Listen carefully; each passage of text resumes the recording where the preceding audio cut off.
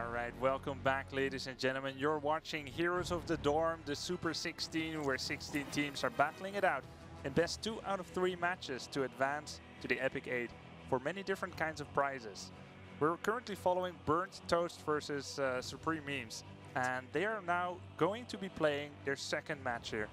Yeah, right now it is 1-0 for Burnt Toast, a very strong showing on Cursed Hollow. And now, we've had a little bit of time. Supreme Memes have come back and they said we're ready for match number 2. All right, this match number 2 is going to be played on the battleground Haunted Mines.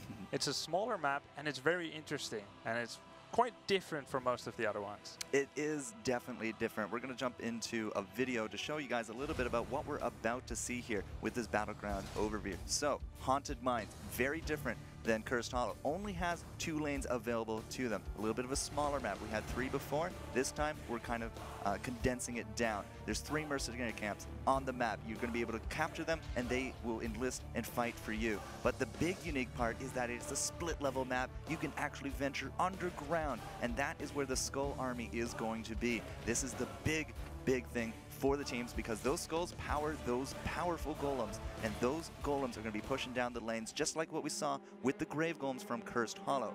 These guys, however, can get much bigger, much nastier, much faster. The more skulls you collect, the more powerful your golem will be, and then difficult decisions will have to be made. Are you going to push alongside with your golems to destroy enemy fortifications? And if so, how many members are you going to commit to that? Or are you going to play more defensively and try to defend against it, to stop the inexorable approach, the inexorable advance of that golem down your lane?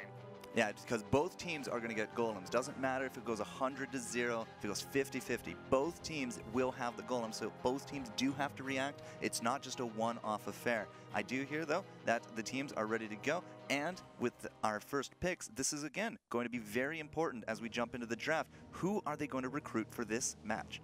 So Burnt Toast here deciding to open with Zeros on the Jaina. Once again, a powerful damage dealer, powerful assassin. And we've seen how her little buddy, her little pet, the Water Elemental, which is unlocked at the Heroic tier at level 10, can really help and chase people down and add firepower.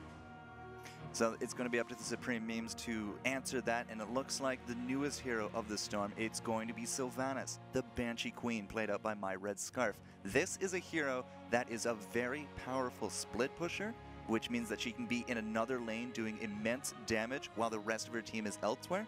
But at the same time, she's also very good at team fighting. Let's take a look at her skill set here as Illidan gets picked. We'll talk about it in a sec. Sylvanas here is, I don't think Jester, you and I are surprised about her pick here on the Haunted Mines. Absolutely not, no. Since pushing, since there's only 2 lanes, it's even more important to commit a lot of power to pushing down. And her Black Arrows ability, it's her trait. Every time she shoots at an enemy fortification, it will be unable to defend itself. So rather than using the first battleground, Cursed Hollow, the curse, which disables enemy fortifications, she has to be there in the face, attacking those fortifications. But if she is, there will be no defenses, so she's a powerful sieging hero. The big thing for her as well in those team fights, Wailing Arrow. It's a detonatable silence that prevents her opponents that are stuck in that sphere of silence from actually casting any abilities. It's a very powerful tool when used correctly. And it's going to be up to the Supreme Memes to really show us her stuff. So on the flip side, Burnt Toast, Western Ontario, once more, they have faith in Tassadar. He's going to be played out once more, again, by Cronconium, and that also just feels like a big counter to that Illidan pickup from Supreme Memes. Yeah, and Tassadar is a strong defensive hero, a smart choice here. They will be able to pick another hero here, their third, to see what they think will start shaping up their strategical idea of this map, and I'm curious to see what Burnt Toast will be picking there. Will they be countering an enemy hero, or will they just be fulfilling their own game plan? Well, I mean, I wouldn't actually be too far amiss to see an ETC picked at this stage of the game, because ETC, again, it's another big crowd control lockdown for that opponent on Illidan. He's a slippery guy. You really need to try to keep him locked down, and having that kind of control for your team from Burnt Toast, I think it would go a long way to evening their odds to make this a 2-0. Yeah, so lots of different factors to consider here. What hero? Yep, there you go. You said it. Well, nothing left to be said about it. A perfect choice here, a strong frontliner. Now the baton will be passed back to Supreme Memes, as they will be having their 3rd and 4th choice. Now they can choose more damage dealers, or they can start picking some healers, some warriors, and I wouldn't be surprised to see a warrior and a support at this moment. Well, it is definitely very needed. We have 4 roles available, of course, in the game, and it's going to be a mixed match, but almost always you should make sure you have yourself a warrior, at least one support, and then from there you can kind of juggle around the rest. We've seen multiple different strategies over the course of the alpha, the beta, now here into Heroes of the Dorm. We actually have a few pick rates. I mean, some of the most picked heroes going into a lot of the matches from the round of 64 to the round of 32 and all that, was Vala. We saw her last round as well. ETC, not a surprise because Kupo picked him up right there. Yeah, and the second highest win rate hero in Uther is now picked on General Clean. They will be having that Uther. Previously, Illidan was loath to see that he was going up against an Uther. He was getting stunned out. Anything he tried to damage was getting healed by Uther. Now Uther will be fighting on his side. I think he'll be very pleased with that. Recently, we've seen the strategical diversity where Uther isn't using his heroic ability where he stuns a large amount of enemy heroes, but he's actually protecting one of his allies with a Divine Shield. Maybe we'll see this shield being used on Illidan.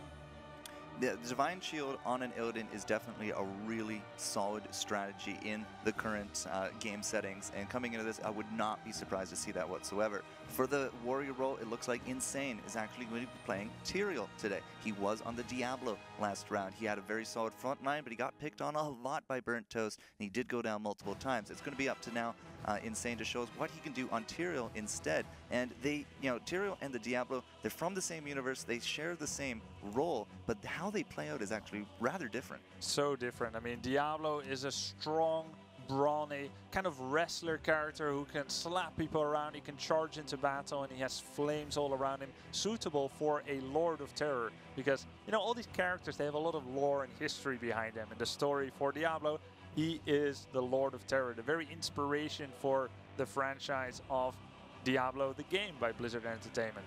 Now Tyrael will be used, who is kind of his adversary. Tyrael is an Archangel, and for all the fire that Diablo has, Tyrael will have shields. He'll be protecting his allies as befits an angel. So not only do we have Uther shields and heals, we also now have Insane playing that Tyrael with more shields for that Illidan. We're going to have to see how well Illidan will perform when he has that kind of backup, that kind of support.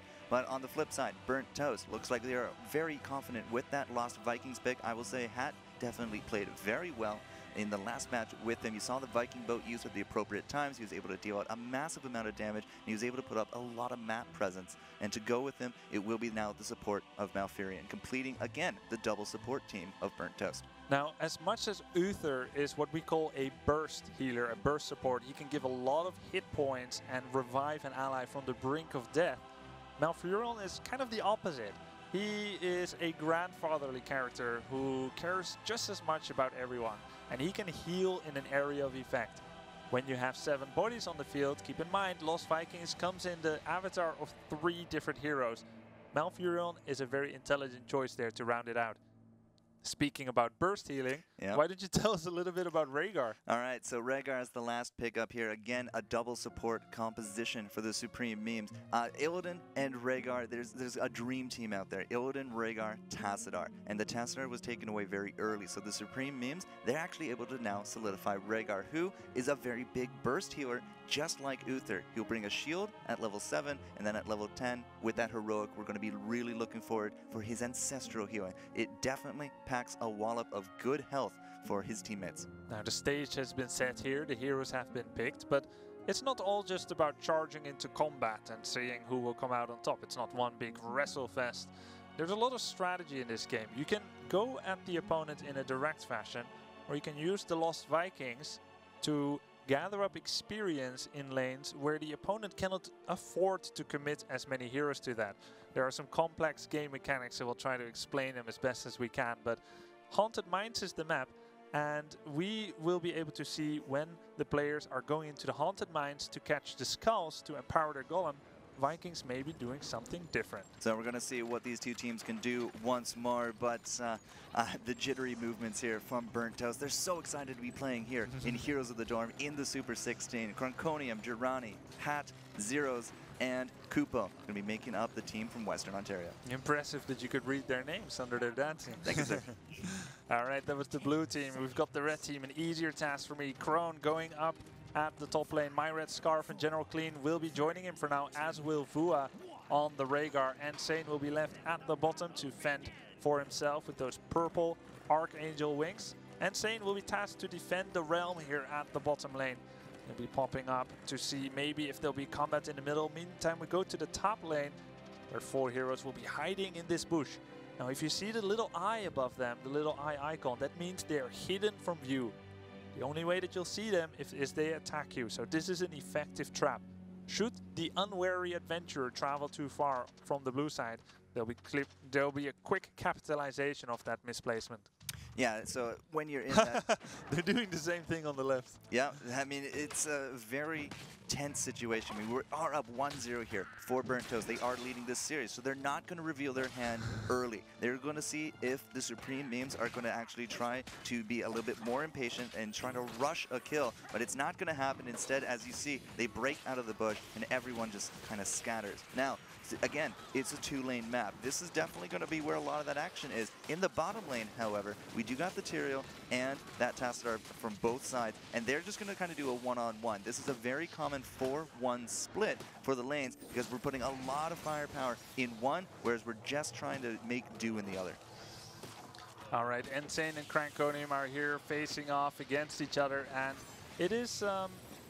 we don't expect much to happen here, actually. I'm gonna say it that if one of these players dies in a 1 versus 1, if they get taken down by the opponent, that would come as a huge surprise. More action in the top lane, and what we can also tell you, in just 20 seconds from now, do you see that little hut there, that little entrance, this mine shaft down into the mines? Everyone will be trying to pass through there and collect the skulls at the bottom, and this is what everyone is getting ready for. Now we see a retreat by the blue team from the top lane, as they will be saying, look, we're not going to go in through the same hall, it's way too small, we're going to go down from the bottom and we'll meet later for a holy combat. Yeah, so with the 2 different entrances, of course, you do have those options, but once you get underground, I mean, it's going to be a race to collect as many skulls as possible. Very likely, we're going to see some of these engages as a whole. It's not the biggest of levels down there, and there's only so many skulls now to grab, but Jirani, you can see him really far forward. He does not actually get turned upon. Instead, it's going to be Crone taking now a lot of damage. Here comes Insane, throwing his sword over the shoulders, trying to get right through that front line into the back, and now Burnt Toast is actually looking a little bit worse for wear. Now Furion gets taken down, and he just goes flying. Kupo's now going to be the big target, and you can see Crone, he's actually having the time of his life in and out. He's going to catch now Zeros, and I think they're going to be looking for Cronconium, who's the only survivor now making for the top. Nice job there by Supreme Memes. 2 takedowns, and you know what they say, to the victor go the spoils. There are more skulls to be collected, and since they have the upper hand, they will be taking a lot of them. If you see at the bottom there, the score, only 8 skulls were collected by Burnt Toast, and a grand total of 54 by Supreme Memes. Now, there are 38 skulls left. They are being collected right here by the Supreme Memes, which will bring them up to a grand total of 62. The question is, are they going to continue to fight, or will they try to do a tactical retreat here and say, hey, you know what? The last 30 skulls are yours. We're going to lose General Clean here. Yep. We're okay with that. We're not going to defend him. 1 loss is okay. And now we're going to focus our sights at other objectives on the map.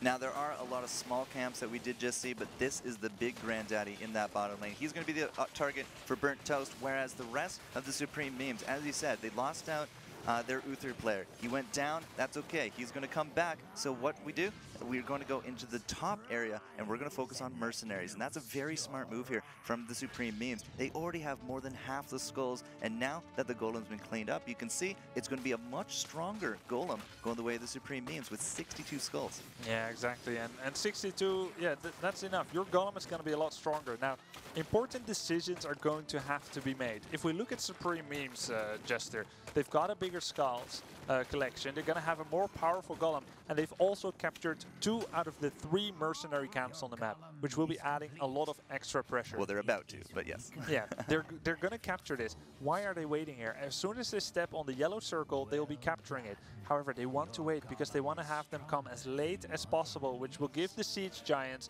a defensive position to help take down the enemy golem. We'll see that soon. Now, taking a look at the top lane, we've got a lot of action about to happen here as Supreme Memes are pushing along with this golem, and a full defense being listed here by Burnt Toast. So you would have noticed, you know, the golem in the bottom from the previous battleground on Cursed Hollow doesn't exactly look like this. This is one big bad dude. This Grave Golem has 62 skulls to his name, and he is really starting to hit that infrastructure and wear it down. If without that safety net, this could actually be a very big opportunity to grab some takedowns from Supreme Memes. Now, this is a red golem. He's working on the red side. Every now and then, he will, out of frustration almost, it seems, slam the ground in a massive stun. If any of the blue heroes are nearby, they'll get both stunned and damaged, so you'll see them trying to get out of that range. The red team cannot be similarly affected. All right, the golem is about to go down. Does the red team want to stay here? It could be risky. They will make their getaway. It is level 7 apiece, and we still actually have that blue team golem pushing away very merrily in that bottom lane. You can see as well those mercenaries that we waited so long to capture, they're really putting those skills to use, throwing those boulders at the Grave Golem, and that does a lot of damage overall. But by the end of it though, 62 to 38 for the skulls. More or less, the golems got to about the same point of the map. Yeah, so there's a difference in strength, but once again, as we alluded to last game, the longer the game goes, the more powerful these avatars, these skulls are going to become, the Grave Golem. The first one, he ain't all that scary yet, but it's gonna get worse. So defense was fielded by both teams. Now, what are they going to do? There are no mercenary camps left to capture on the map. There are no skulls being collected right now. So it is just a point where both teams will be trying to look for opportunities to trap the other. And Garani, standing there in the bushes, was trying to make that happen already. Now, it is level 8, so we're going to be looking for those level 10 heroic tiers within the next few moments. Very likely before the next time the mines do open. And you're going to get used to this pattern. There's objectives, something happens, it'll have a bit of a cooldown, and we're going to do it again. Nothing here is one-off scenarios in any of these battlegrounds in Heroes of the Storm. So with that level 10 is going to be those big power gains with those heroics, but I'm going to pay attention here to General Clean. He's definitely done his homework. At level 7, he picked up Cleanse, and Cleanse is actually going to be very useful on top of Crone on that Illidan, because Illidan's going to be a big target for a lot of the crowd control, the lockdown, so that the Burnt Toast team can actually take him down. But General Clean with the Cleanse is going to be a very useful tool in terms of lifting that lockdown and just letting Crone have his merry way with the battlefield. Yeah, exactly. We're watching some top-level gaming here where reactions have to come within milliseconds to be effective. General Clean will have to be on point today. Did he have a good breakfast? Did he have a good sleep? All these factors are invisibly coming into play here, as now Supreme Memes are chasing out the blue team. No team really wants to take any huge risks. Yeah. The mines are about to open again. When that happens, it's skull collection time again. And that's why you see the Supreme Memes already heading down. Now, they do have a chance here to set up an ambush if they want to try to catch the transition for Burnt Toast. But there we go. The mines are open. The skulls have now respawned. And there's that ambush that we were looking for. Kupo is just going to slide right through him. Look for some damage on top of Crone. But it's going to be insane now going to try to support that Crone player as they are really trying to take down Zero Z. He gets really low. A good heal from the Uther player. And there she goes. It's going to be the retreat as Cronconium is now going to be the big target. But he is going to be A-OK, but this is not good. Burnt Toast has been forced out of the mines, and this is a really big opportunity for the Supreme Memes to pick up a lot of skulls. But as they effectively sealed their ambush, the blue team is coming back in there. Burnt Toast saying, we're not going to stay away for long. The skull advantage so far is going to Supreme Memes, but they may have to fight for the rest of the skulls. Wailing Arrow being used, their initiation by Insane. They're jumping in hard. Who are they going to focus? Cronconium is dropping really low. Can he get out in time? He does get out in time. Kupo at the same time had a really good mosh pit. He did keep a lot of the Supreme Memes busy, but still they weathered the storm. Not a single takedown emitted against the Supreme Memes. They had some really good support from their healers. The big burst came out, saved everyone, and now once more they will resume these skulls. So far we don't have a single skull to the name of Burnt Toast, and man. A 100-0 golem could be devastating. That is devastating. That 0 skull golem would still spawn, but it would not even have any strength to its name. It will be taken down by mere lane minions and towers. They are going for the 100 skulls here. But will the Burnt Toast take it sitting down? It looks like they will not. And let's say something interesting here. Both of the teams are level 10, and they have all their heroics, but they're on cooldown. You cannot use them at will at any time. There are periods of time where you can't use it after using it once. Burnt Toast still has 2 of their heroic abilities active, and because Supreme Memes knows that, they're gonna say, all right, you take the stage. You take those last 30 scullons, and I hope you're happy with it, but guess what? We already got 70. Yeah, that's the big thing. They already had 70. They didn't need to stay around and risk that possible ambush that we saw Burnt Toast was actually cooking up. Instead, they're going back to here to the top area of the map. They are already working on some mercenaries. I'd fully expect to see them actually look towards that that middle bruiser camp, but they are still, you know, returning to lanes, gaining experience, trying to keep up with this experience so they can get level 12, level 13. So going back and forth, the Golems once more are about to rise, and they're going to rise where they fell. They do not reset, Grubby. They are just going to be, again, right back to business, and already that fort is just going to go drop. Oh my god, the Supreme Teams is split, but they're trying to make use of it. Going for Zeros there. Will they take down Zeros? He's trying to run away there on that Jaina character. Geron is dropping really low, trying to heal himself, but he was too far out of position. A nice takedown there for Supreme Memes. Now they're going for Cranconium. He will be taken down as well. 2 takedowns. And Sylvanas was taken down, so it's a 4 versus 3 situation here. And they want to press their advantage, pushing there with their 70 skull Golem, taking down the wall here.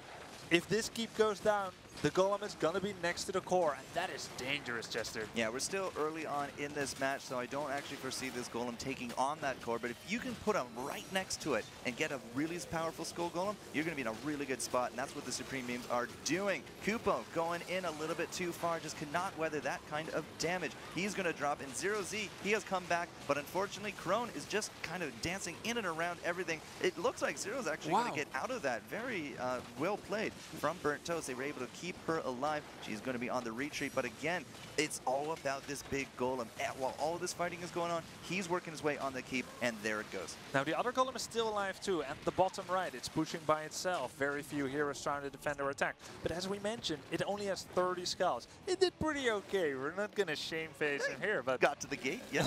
He got to the gate, so that's a good advance. But the keep was taken down on the west side. And what do we know about keeps? Well, if you lose one, the opponent team on that lane are going to be spawning catapults. That guy right there. And because of that extra addition to the lane, it's something that you always got to keep in the back of your mind here for the Western Ontario team, because that lane is always, almost always, going to be right up to their core, and that is something that they just cannot let happen again and again and again, because those incremental little damages will start adding up.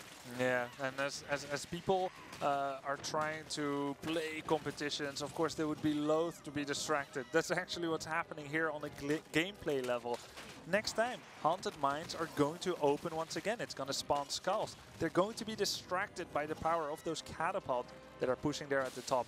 Supreme Memes on their battleground of choice, they're doing great. They've got 8.25 takedowns against just 3.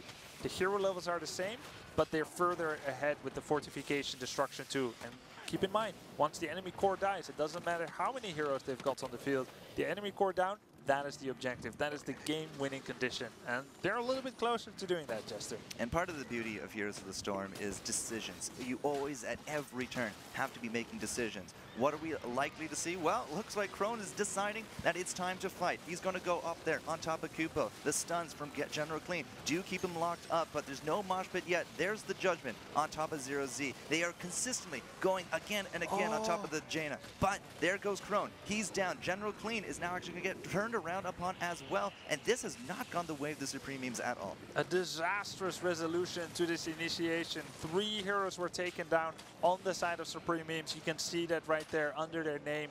3 X's, and that's 3 X's they did not want to have when the mines are opening in just 5 seconds. And I mean, the timing there from Supreme Memes, they had to have seen that the mines were about to come around, and losing now 3 team members like that for those takedowns in that fight means that they do not have this presence underneath in the mines. This is a really really strong position for Burnt Toast to start clawing their way back into this game and start their own golem push with this next summons. Yeah, now just you can look at this and say, that was such a big risk. Why did they take it? What a mistake. I don't think it is a mistake. Maybe the execution went unfortunately, but they were trying to inflict exactly the kind of difficult situation on the opponent as they are suffering right now. They were trying to inflict that. They were trying to get a few takedowns and then take all the skulls. The opposite happened. The Quest turned upon the edge of a knife. There's so many different things that can happen, and now they suffer defeat. However, they're not down and out. The takedowns are 15 versus 15. They said, okay, we want those last 30 skulls. It's only fair. We gave the last 30 skulls to you last time. Now we want them. Please let us have it. And the blue team says, sure. But is it a trap, Jester? Well, yes, no, they're still kind of deciding, but I guess they said, all right, they're so committed to this now, we're going to put up our strong face. We do got a lot of those heroics ready to go once more. This big golem is also now going to be in this fight as well. He doesn't matter who he hits, he's just going to hit somebody. Crone into the back. They're looking for the kill on top of General Clean, but he gets healed back to full with that Ancestral. You can see Hat in the Viking boats. He's just doing immense amount of damage, and a great concert being put on here by Kupo. It's cleaning up the rest of the Supreme memes. There goes Crone, and now General Clean has once more entered his ghost form that he does when he dies. This was once more a very powerful fight and a really great decision from Burnt Toast. Yeah, miserable amount of skulls was picked up by Supreme Memes, just 13, which will bolster their golem to do what exactly? The keep was down already. Let's take a look at where the golem is going to spawn there on the left. A 13 skull golem. It is not going to do much. It will not be able to even scratch the paint on this scar, on this core. It will not be able to take off the shield. So it could have been 13, it could have been 20, it could have been 5. It doesn't really matter. The real big deal is here. 3 heroes were taken down. They lost that fight. They've got a really powerful golem to contend with. It's so tiny. Yeah. Your golem is less powerful than the enemies. It absolutely is. So that 13 golem is going to get cleaned up really quickly. What is the 87 doing? On the flip side, you can see the 5-man defense squad here from the Supreme Memes. They have no choice but to defend at this point. And even with as much defense as they're putting up, they are still in danger of losing this keep. Yeah, and I think they will. It's going to be really close because actually this attack is not being bolstered by any allied heroes. There are no blue heroes to be seen here attacking that keep. But amazingly, the boss will take down the keep, and somehow I believe that with the amount of practice that the blue team, that Burnt Toast has preparing for a competition of this magnitude, they must have known that it would do its job and take down that keep. And had they been here, they would have been at risk of maybe overextending. Instead, they're saying, you know what?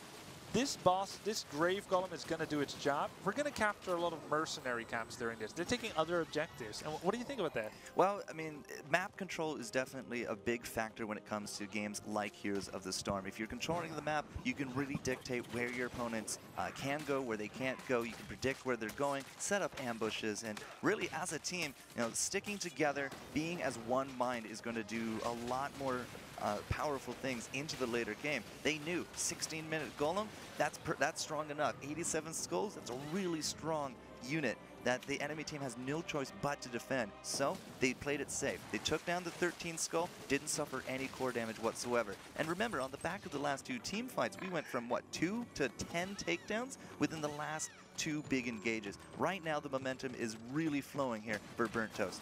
All right, you're exactly right. Burnt Toast is using that momentum here to pile on more pressure here at the top fort. Was as of yet untouched, but they've got these 2 siege giants here, these burly mercenaries that have been enlisted on the blue team, throwing their boulders, putting on damage on that fort, and they're trying to keep them as alive as possible. You see those green swirls around the giant? That's Garani's doing. He's keeping it alive. Even a shield there from the Tassadar player to try and keep that alive. Actually, it was from Malfurion as well, the Garani, trying to keep that alive.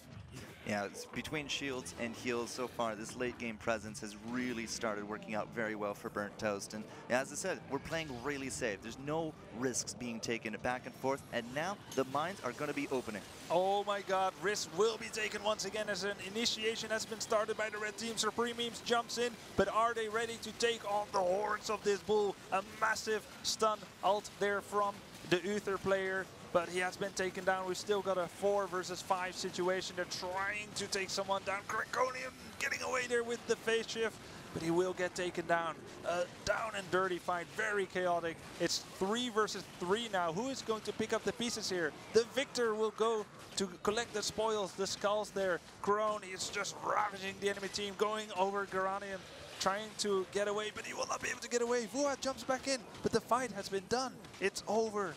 To stay on the blue side, it's ETC and Malfurion on the go in, and with the entire enemy team, one big red X through them, all the skulls will be going to Burnt Toast. An amazing fight.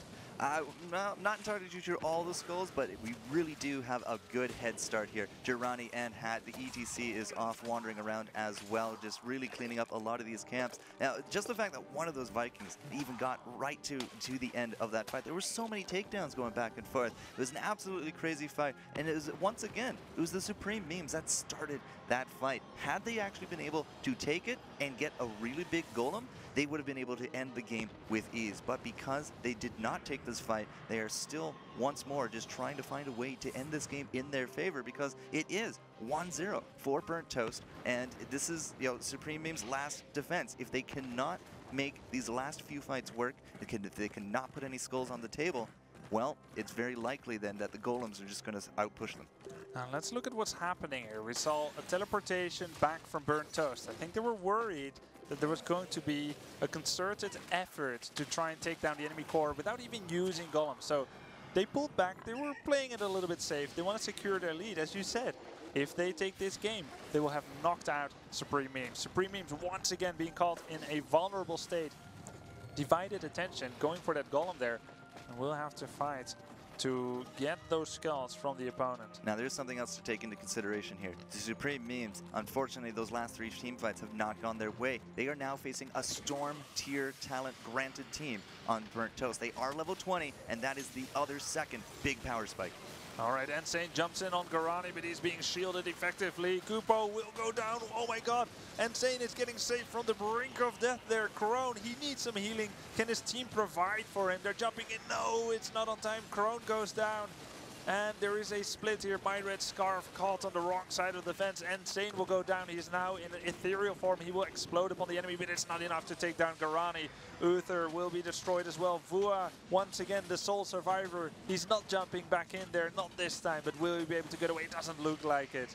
Yeah, they're going to put down Rhaegar for that last takedown. Again, you know, takedowns and takedowns. Lots of team fighting has put us once more into this phenomenal position here for Burnt Toast. Western Ontario is now primed for a 100 Skull Golem at level 21, 22 minutes into this game, and that is almost a death knell for the Supreme Memes.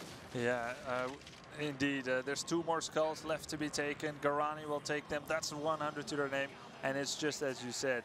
Unless something miraculous happens here, unless Supreme Memes does something that they maybe haven't shown yet, that it seems almost unfathomable, the odds are certainly stacked against them. I mean, we had such great early game presence here from the Supreme Memes. Now, with that, with the Tyrael Judgment going in, you're always seeing Insane jumping in with that heroic. He's always setting up these fights, but unfortunately, it's just the Illidan, with all that support, he's doing great work, but it's just not enough. The powerhouse combinations from Burnt Toast have just been absolutely on point. That's why they got the takedowns. That's why they now have this power. 3 golems into their favor, multiple team fights, and this is looking like it's it. And they're jumping in there. They're providing the distraction that the golem needs to take down those shields. A giant fight is erupting here at the Red Core's home base. Zaraz uses Bolt of the Storm to get out of there. A short-range teleportation.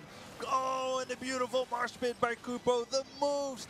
3 heroes will get taken down, which leaves My Red Scarf alone to fend for herself.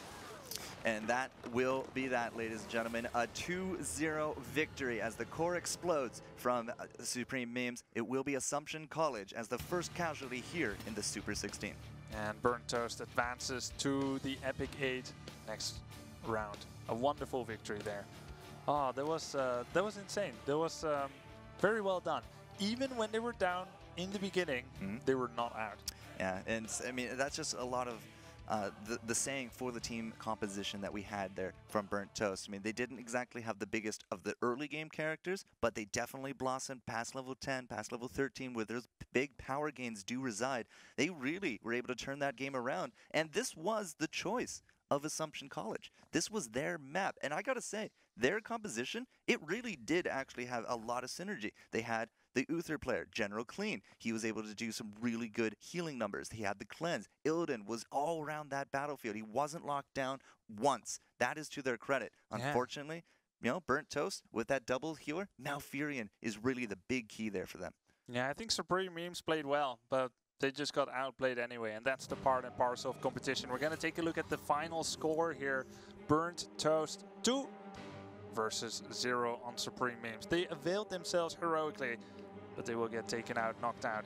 They will still win some prizes, and they did well, and they garnered glory here on ESPN3, but that is the end of their journey for now. We do hope to see more from them in the future. So congratulations to Burnt Toast. Yep, they definitely take that victory, but let's take a step back. Let's look at what one of those big turning points were in this matchup here on Haunted Minds, because there were some really good key points to be made. But this was a little bit earlier on, level 14, not quite that 20, but still going back and forth. This was the big engage right before those mines. There goes again the Tyrael on Insane. They looking for that kill, but unfortunately, Crone just gets really taken down very quickly. 1 and 2. There goes General Clean as well for the cleanup. Now it's 3 quick takedowns. My Red Scarf looks like she's going to be all right, but Voix is now very much on that defensive. This was one of those bigger moments for Haunted Minds, because this is not only the first team fight that Burnt Toast was able to take, but that was also their first big golem, because they had the map presence and the time available to go grab those skulls.